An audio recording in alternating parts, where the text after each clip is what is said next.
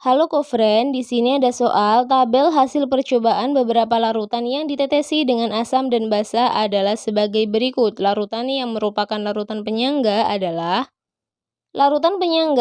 larutan yang dapat mempertahankan nilai pH-nya jika ditambah sedikit asam, sedikit basa, atau pengenceran. Larutan penyangga ada dua. Yang pertama ada larutan penyangga asam, yaitu terdiri dari campuran asam lemah dan basa konjugasinya. Selanjutnya ada larutan penyangga basa terdiri dari campuran antara basa lemah dan asam konjugasinya. Larutan penyangga asam ini bisa dibuat dengan cara mencampurkan asam lemah berlebih dengan basa kuat.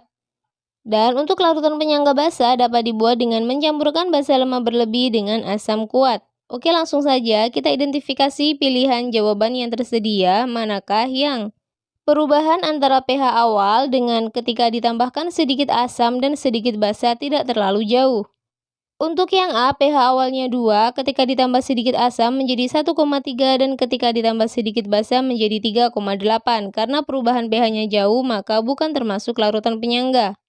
Untuk yang B, pH awalnya 4, ketika ditambah sedikit asam menjadi 3,8 dan ketika ditambah sedikit basa menjadi 4,2. Di sini perubahan pH-nya tidak terlalu jauh sehingga termasuk larutan penyangga. Untuk yang C, pH awalnya 7, ketika ditambah sedikit asam menjadi 6,9 dan ketika ditambah sedikit basa menjadi 7,3. Perubahan pH-nya juga tidak terlalu jauh sehingga termasuk larutan penyangga.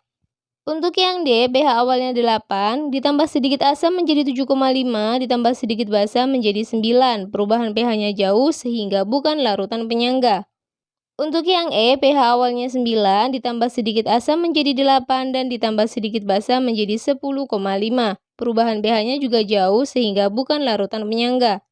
Jadi, larutan yang merupakan penyangga adalah larutan B dan juga C. Jadi, jawaban yang benar adalah opsi yang B. Oke, sampai jumpa di soal selanjutnya.